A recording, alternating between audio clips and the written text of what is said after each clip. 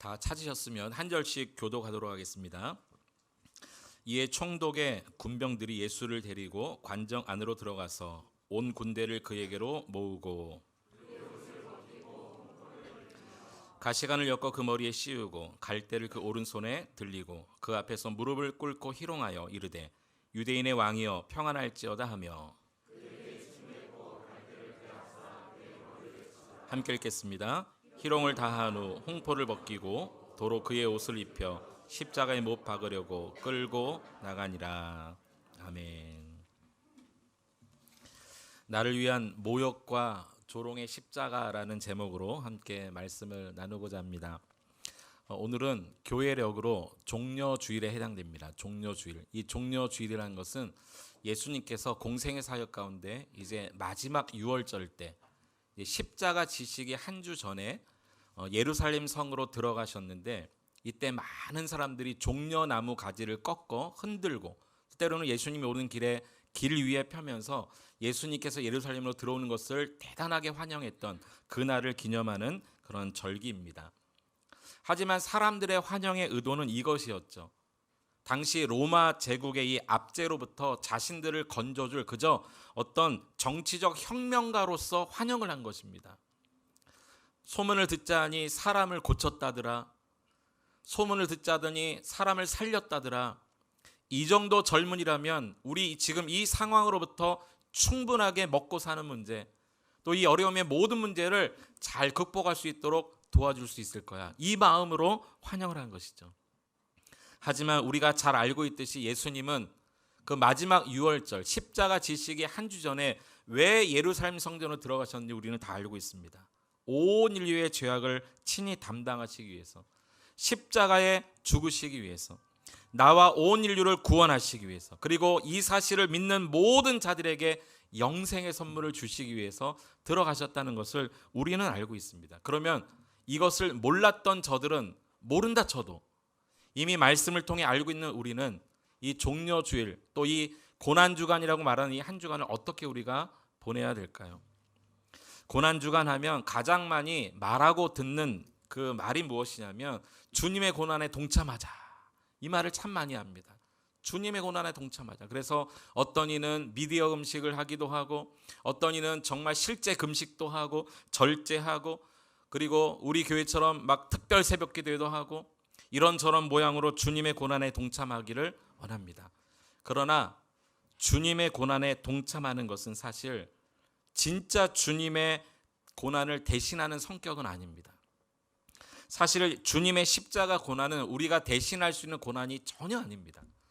왜냐하면 주님의 십자가 고난은요, 죄인들에게 살 길을 열어놓으시는 구원의 길이기 때문에 감히 우리가 그 고난을 흉내낼 수도 없고 우리가 동참할 성격의 고난이 아닌 것입니다.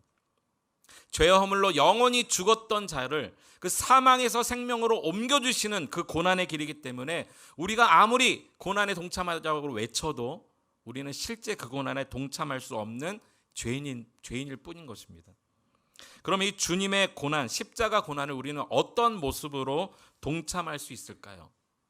첫째는요, 주님의 십자가 고난이 어떠한 고난이었는지를 아는 것만으로도, 이것을 잘 아는 것만으로도 십자가 고난에 동참할 수 있습니다.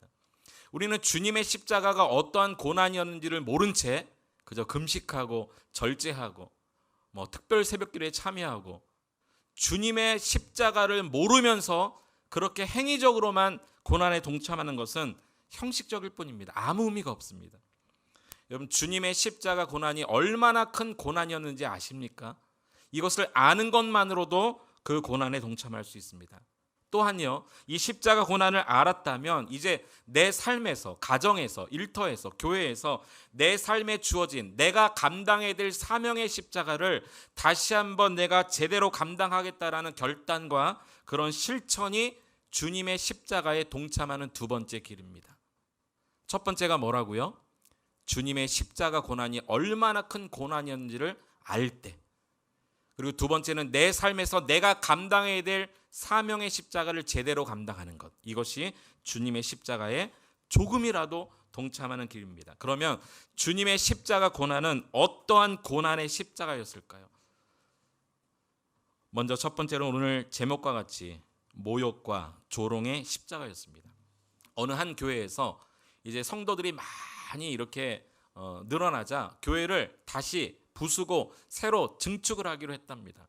교회를 멋지게 증축했어요. 그리고 교회 출입구 들어오자마자 바로 정면에다가 이 목사님께서 예수님의 성화를 걸어놔야 되겠다, 그렇게 생각을 하셨나 봐요. 그래서 소문을 들어서 가장 그림을 잘 그린다는 유명한 화가를 모셔왔습니다.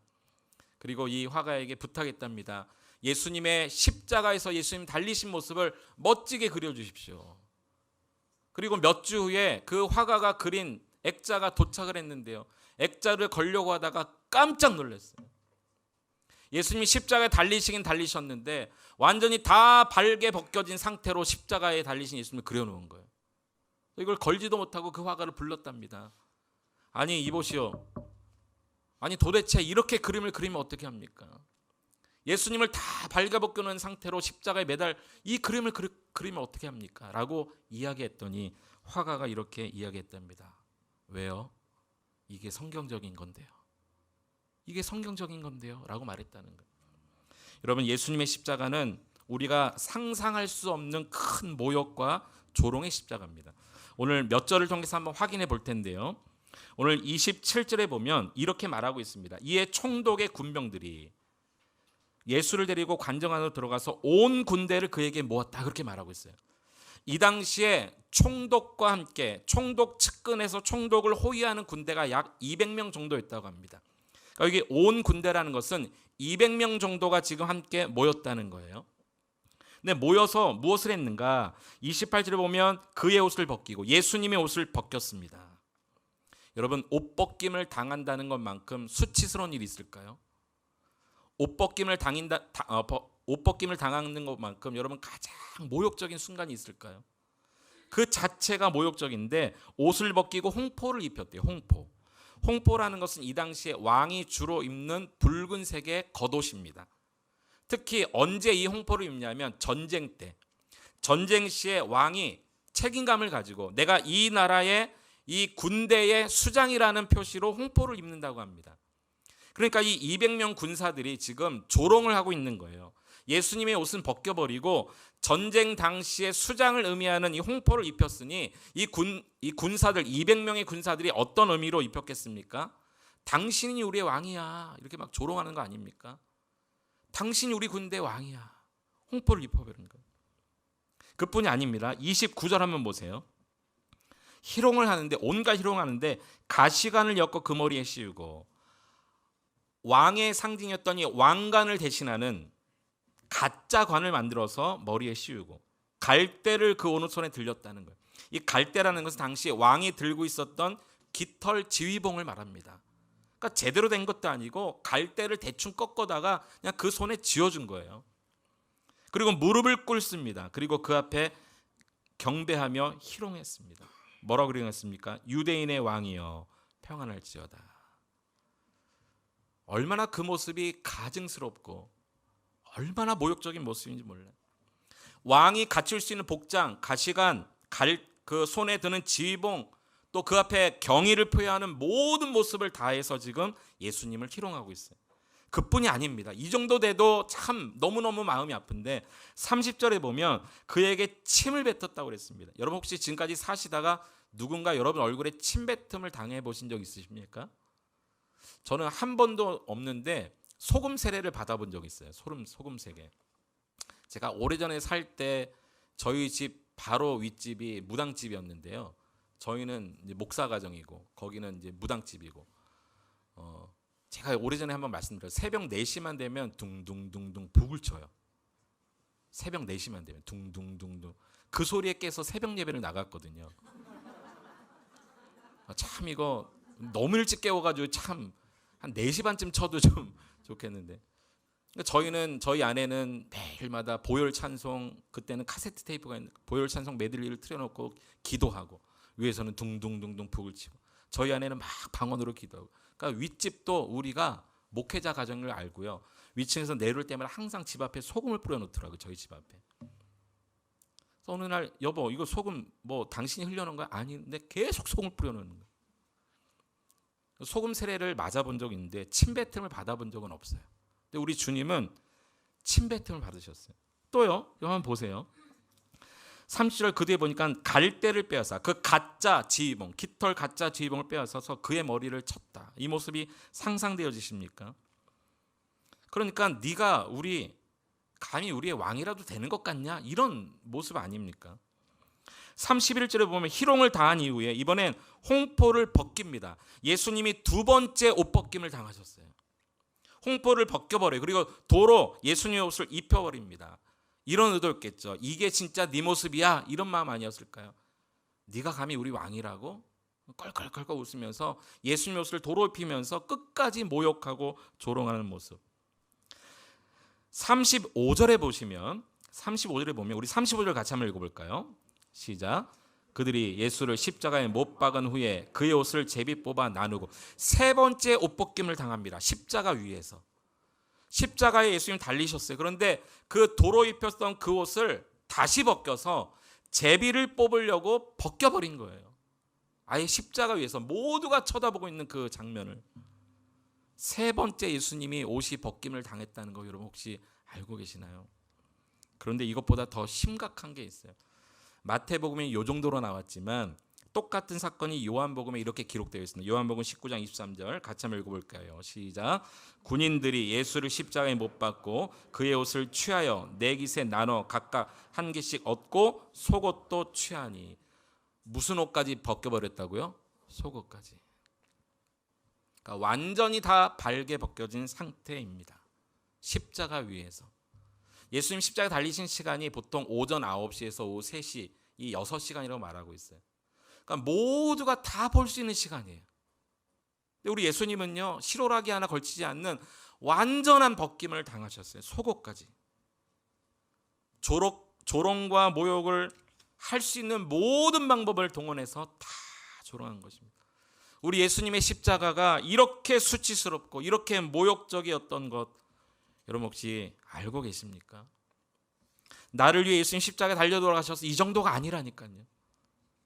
이것은 내 마음속 가장 깊은 곳에 있는 정말 더러운 죄악의 모든 찌꺼기들을 다 끄집어내고 나의 행위와 말과 내 생각, 감정, 내가 누구에게도 한 번도 걸려보지 않은 나의 죄악까지도 다 주님이 담당하시기 위해서 오히려 내가 받아야 될, 내가 저렇게 조롱을 받고 내 죄 때문에 내가 저렇게 수치를 당해야 되는데 우리 주님이 저렇게 수치를 당하신 그 십자가, 이 주님의 십자가를 아는 것만으로도, 제대로 아는 것만으로도 그 고난에 우리는 동참할 수 있는데 이 주님의 십자가가 어떤 십자가인지 모른다는 거죠.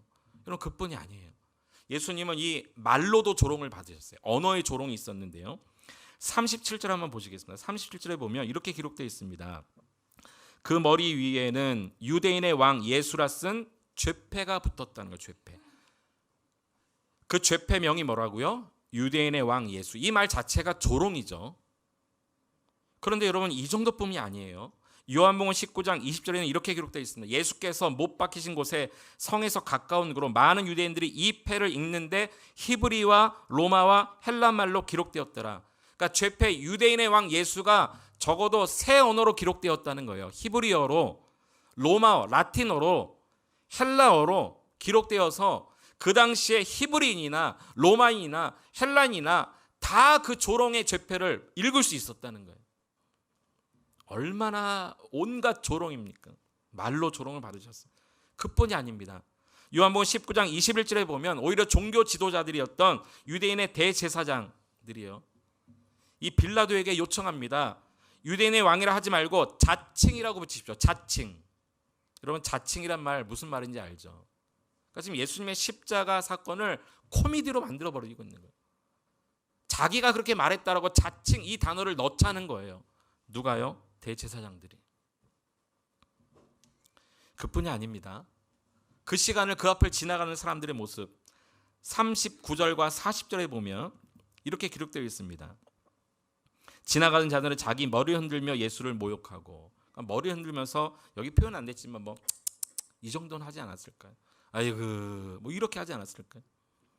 40절 보면 이르러 성전 헐고 사흘에 짓는 자, 그러니까 예수님이 십자가 달리시기 전에 가르쳤던, 많은 사람들이 가르침을 받았던 그 내용을 그대로 말하면서 내가 만일 하나님의 아들이여든 자기를 구원하고 십자가에서 내려오라. 여기 내가 만일 하나님의 아들이여든, 여러분 이 말은요, 예수님이 공생의 사역을 시작할 때 사탄에게 들었던 말이에요.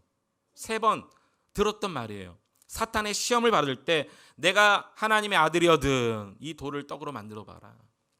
내가 하나님의 아들이여든 높은 산에서 떨어져 봐라. 사탄 마귀가 시험했던 그 말을 그대로 인용하면서 네가 하나님의 아들이여든 이라고 지금 조롱하고 있는 거예요. 그러니까 이들의 조롱은요, 지금 사탄적 조롱인 것이죠. 그럼 그뿐이 아닙니다. 41절 42절을 한번 보십시오. 여러분 눈으로 한번 보세요. 또 다른 종교 지도자들이 나와요. 대제사장뿐만 아니라 서기관 또 장로들도 함께 희롱했다고 그랬어요. 42절에는요 심지어 43절에 보십시오. 43절에 보면 하나님의 이름도 들먹거립니다. 그가 하나님을 신뢰하니 하나님이 원하시면 이제 그를 구원하실지라. 하나님도 들먹거려요. 예수님만 조롱하는 게 아니라 하나님 원하시면 저를 구원하실 것입니다. 이렇게 지금 말하고 있는 거죠. 이 모든 것을 종합해 보면요, 또 하나 놓쳤네요. 마지막 44절 보세요. 예수님 양옆에 십자가에 함께 못 박힌 강도들도 이와 같이 욕하더라. 그러니까 여러분 이렇게 생각하시면 좋습니다. 예수님 빼놓고 모든 사람들이 다 조롱했다는 거예요. 모든 방법으로 다 조롱했다는 거예요. 할 수 있는 모든 언어로 다 조롱했다는 거예요. 우리 예수님의 십자가의 모욕과 조롱은 이런 것이었어요.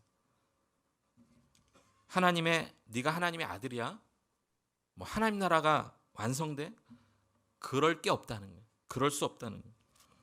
예수님의 십자가는 바로 이런 수치와 모욕과 조롱의 십자가였습니다. 나의 가장 수치스럽고 나의 가장 모욕스럽고 희롱당하기 딱 알맞는 나의 이 버러지 같은 죄악의 모습까지도 품으시고 용서하시기 위해서 대신 십자가에 내가 받아야 될 조롱과 수치를 그분이 받으셨다는 거예요.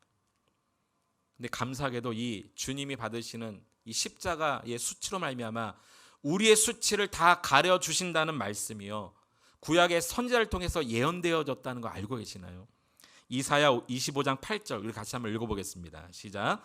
주 여호와께서 모든 얼굴에서 눈물을 씻기시며 자기 백성의 수치를 온 천하에서 제하시리라. 할렐루야. 우리 예수님의 십자가에서 받으신 그 모욕과 수치로 말미암아 오히려 자기 백성의 수치는 가려주셨대요.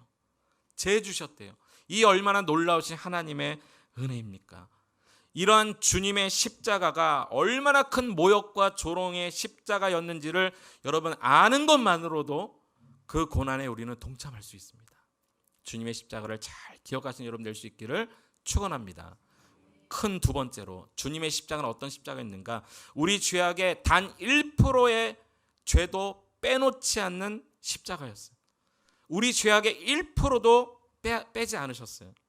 34절에 보면 이렇게 말씀하고 있습니다. 쓸개탄 포도주를 예수께 주어 마시게 하려 하였더니 예수께서 맛보시고 마시지 않았다. 그렇게 기록되어 있어요. 쓸개탄 포도주. 마가복음에는요 몰약을 탄 포도주 이렇게 나옵니다. 당시에 몰약은요 사람의 고통을 줄여주는 마취제 역할을 했습니다. 그러니까 사람들이 얼마나 철저하게 예수님을 지금 희롱하고 있냐면 예수님 십자가 위에서 받으시는 고통을 최대한 길게 고통을 받게 하기 위해서 마취제를 주려고 한 거예요. 쓸개탄 포도주를 마시게 하는 거죠. 예수님이 순간 맛보고는 더 이상 맛보지 않으셨다. 다시 말해서 십자가 위에서 고스란히 느껴지는 모든 고통을 조금이라도 줄이려는 의도가 전혀 없으셨다는 거예요. 우리의 죄악의 단 1%까지도 다 사하시기 위해서. 이것은 십자가 달리기 전입니다. 방금 읽었던 34절은요 십자가 달리시기 전이에요. 그런데 또 한 번 이것을 거절하신 적이 있어요. 십자가 달리신 이후에. 48절 한번 보시겠습니다. 48절. 그 중에 한 사람이 곧 달려가서 해면을 가져다가 신포도주에 적시어 갈대 깨어 마시게 하거늘. 근데 이것도 받지 않으셨어요. 근데 여기 참 너무너무 안타까운 말이 나옵니다. 사람들이 해면을 어떻게 했다는 거예요? 해면을 가져다가 신포도 적셔서 갈대 깨어 마시겠다는 거예요. 이렇게 들어 올렸다는 거죠. 여러분 해면이 뭔지 아십니까? 해면.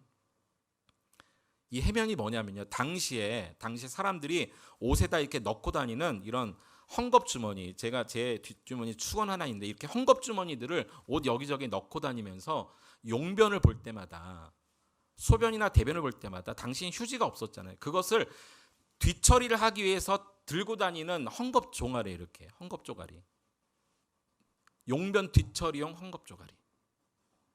그러니까 예수님에게 그 해면을 가져다가, 사람들 보세요. 자기들은 이 더러운 것을 손에 묻히지 않기 위해서 갈대 꺾어서 이렇게 주는데 예수님은 그것을 입에 갖다 대버렸어요. 여러분, 예수님이 받으신 이 십자가의 조롱은요, 극히 우리가 상상할 수 없는 조롱입니다. 여러분, 누가 대변 묻은 휴지를 여러분 입에 갖다 댄다면 여러분 욕이 튀어나오지 않겠어요? 상상이 안 되는 거죠. 이 더러운 것을 입에 갖다 댔어요. 이렇게 십자가 달리시기 전에도, 십자가 달리신 후에도 고통을 조금이라도 줄일 수 있는 이 마취제를 과감하게 거부하셨어요. 십자가의 고통과 무게를 그대로 다 받으셨어요.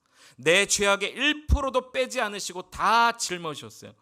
이 죄를 사하시기 위한 이 몸부림이 얼마나 대단하셨는지를 알 수 있어요. 우리 주님의 십자가는 대충이 없으셨어요. 이 정도쯤이 없으셨어요.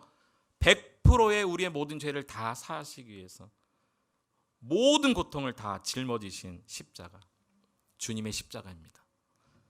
마지막 세 번째, 우리 주님의 십자가는 어떤 십자가였는가? 이중적 죽음의 십자가입니다. 이중적 죽음의 십자가. 첫째는 육체적 죽음의 십자가였고요. 둘째는요, 하나님과의 분리를 의미하는 영적 사망을 경험하셨어요. 하나님으로부터 분리되셨어요. 46절 한번 보시겠습니다. 46절 같이 한번 읽어볼까요? 시작. 제9시쯤에 예수께서 크게 소리질러 이르시되 엘리 엘리 라마 사박다니 하시니 이는 곧 나의 하나님 나의 하나님 어찌하여 나를 버리셨나이까 하는 뜻이라. 우리 예수님 십자가 위에서 외치신 가상칠언 중에 한마디, 엘리 엘리 라마 사박다니, 하나님 어찌하여 나를 버리셨습니까? 육체적 죽음뿐만이 아니라 하나님이 버리시는 영적 죽음을 예수님께서 경험하셨다는 것.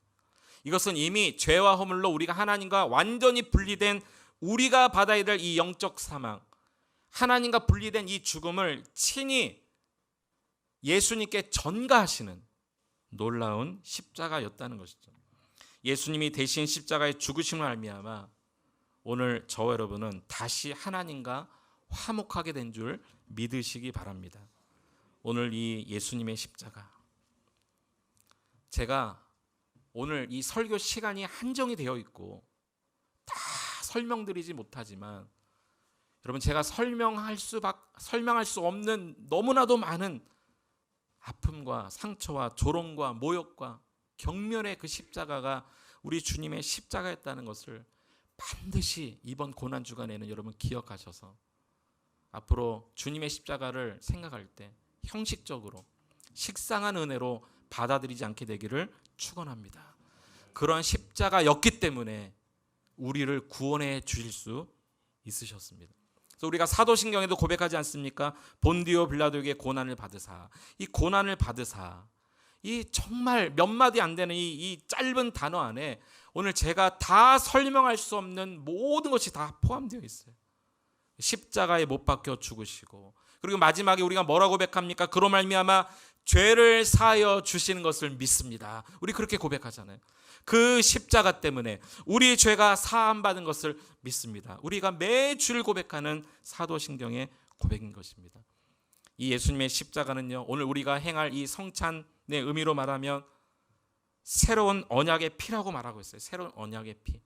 옛 언약이 아니라, 모세를 통해 주셨던 구약의 율법의 언약이 아니라, 아담과 하와가 죄를 짓고 쫓겨나면서 가죽옷으로 대신 입혀주셨던 그 어린 양의 짐승의 그 피가 아니라, 출애굽을 하면서 양을 잡아 그 피를 문설주와 문이방에 바르라고 하시면서 말씀하셨던 그 어린 양의 피가 아니라, 모세를 통해 주신 율법 짐승의 희생 제사를 통해서 용서해 주신 그 짐승 제사의 피가 아니라, 이제 더 이상 그 제사의 피가 아닌 예수 그리스도의 온전하신 피로 말미암아, 새 언약의 피, 예수 그리스도의 피로 말미암아 우리를 구원해 주신다고 약속하셨습니다.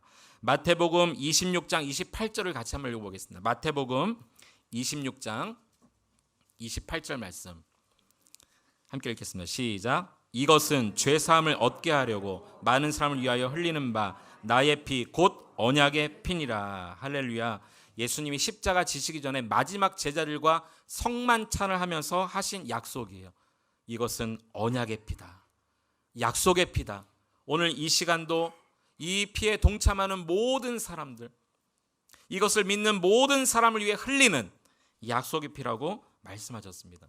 오늘 우리가 함께 성찬식에 동참하면서 주님의 십자가와 나를 위해 약속된 그 피의 의미를 기억하면서 오늘 우리 나머지 인생을 어떻게 살아야 될지를 이 성찬식을 하면서 다짐하고 고백하고 결단할 수 있는 저러분 될 수 있기를 축원합니다. 말씀을 정리합니다. 아주 오래전에 저희 아버지께서 뇌경색으로 쓰러지신 적이 있으십니다. 감사하게도 옆에서 저희 어머니가 계셨고 급히 대처하는 바람에 큰 일이 없었어요. 여러분, 뇌경색이 뭡니까? 피가 흘러야 되는데 피가 막히니까 장애를 입거나 사망에 이르는 그런 질병 아닙니까? 피는 생명입니다, 여러분. 피가 흐르지 않으면 죽습니다. 이와 같이 예수 그리스도의 십자가에 흘리신 피가 없는 사람은 영원한 죽음에 이를 수밖에 없습니다. 오늘 저 여러분이 어떤 은혜를 입었는지, 주님의 십자가가 어떤 은혜의 십자가인지를 잘 기억하고 계속 나이 남은 일생을 통해 그 생명의 피가 다른 사람에게도 흘러가야 되겠다라는 결단을 가지고 오늘 이 남은 인생 예수 그리스도의 피의 증인으로 사신 여러분 될 수 있기를 축원합니다. 예수님의 십자가는 온갖 조롱과 모욕과 수치의 십자가였습니다. 우리 죄의 단 1%도 빼지 않는 완전한 속죄의 십자가였습니다. 육체적 죽음뿐만이 아니라 이미 우리가 받아야 될 영적 사망을 주님이 받으신 이중적 십자가였습니다. 이것을 아는 것만으로도 주님의 고난에 동참할 수 있습니다. 이 주님의 고난에 온전하게 동참하는 여러분 될 수 있기를 축원합니다.